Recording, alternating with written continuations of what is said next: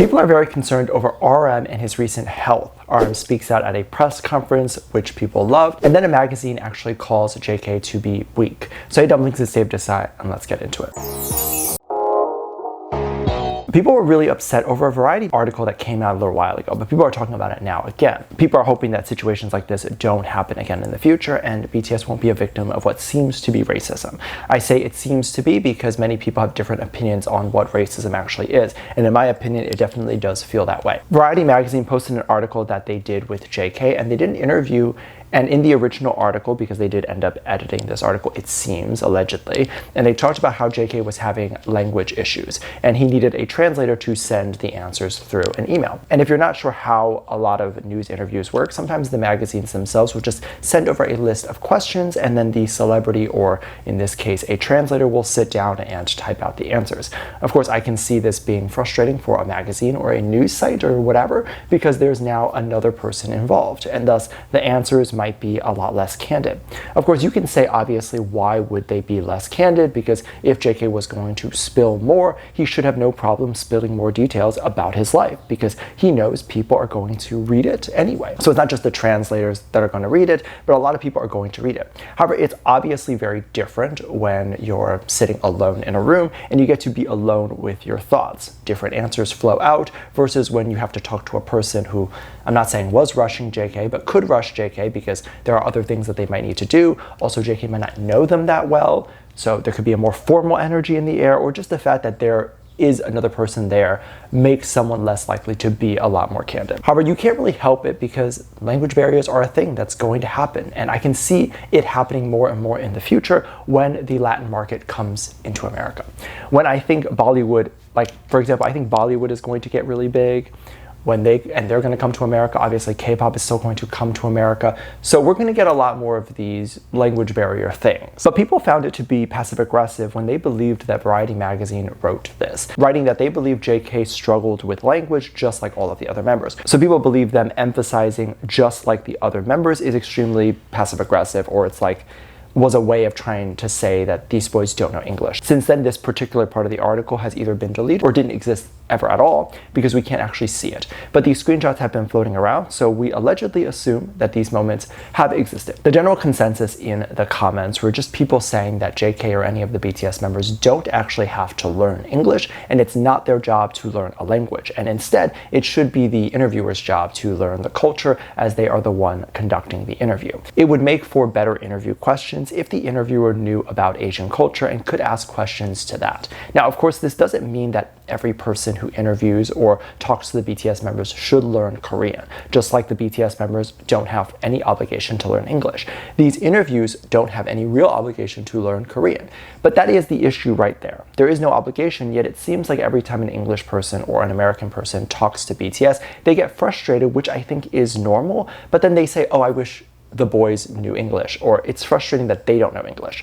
It is frustrating, but mind you, how you say that, because prefacing it as, oh, they don't know English, instead of prefacing it as, oh, I wish I knew Korean, is very different. Because wouldn't you want to know Korean? If I had a choice between someone else knowing English versus me just obtaining another language, I would rather obtain another language. So why isn't the frustration like, oh, I wish I knew this language?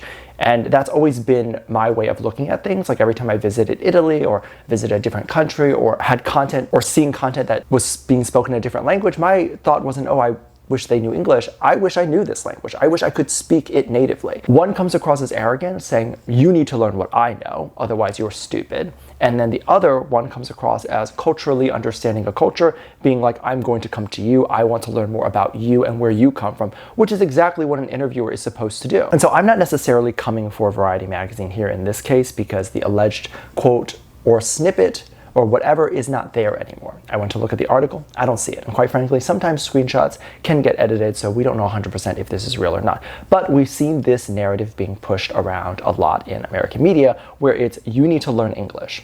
And I don't like that. However, all sorts of things have been happening since the boys have come back from the military. Of course, we're going to get a lot of people just talking about the boys. That is natural. Some other things that have happened was RM made a recent appearance, and I think it really shocked people. I spoke about this previously, where RM is now the ambassador of art, and specifically Samsung art, as well as being part of the art festival in Switzerland. And I think a video came out showing him talking on stage about art and what he feels. He brought up this idea, which I guess I hadn't really thought about, but this idea of people around the world having a misconception of what art is and believing that in order to like art or be a part of that community, you need to be better or higher than where you currently are. This is obviously not true, as anyone can enjoy art, right? But the community itself, I guess, could be a little bit more posh, if you will. But this is what's great about having someone like RM, or having someone who has connections to either a younger crowd or to a crowd that is of a more general public. So because RM and the rest of the BTS members have created music that has resonated with the general public, resonated with people who have issues like domestic abuse, or maybe thoughts of ending their own life, bringing those people who may or may not be the general normal audience for art and catering that to them and say, hey, this is also for you too, is really a beautiful thing. It's why doing things like this is important.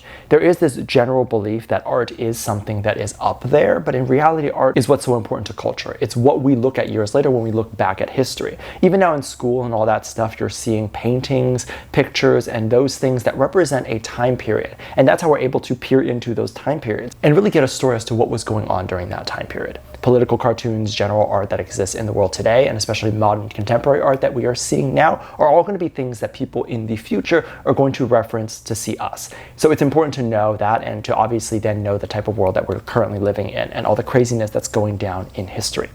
We have such an intelligent person, RM, and I really love that. I really look up to him, and he's the one that I think might slowly become my new bias. And speaking of that, I've had a revolving door sort of thing with all of them. I've literally had each and every one of them be my bias like 3 times over.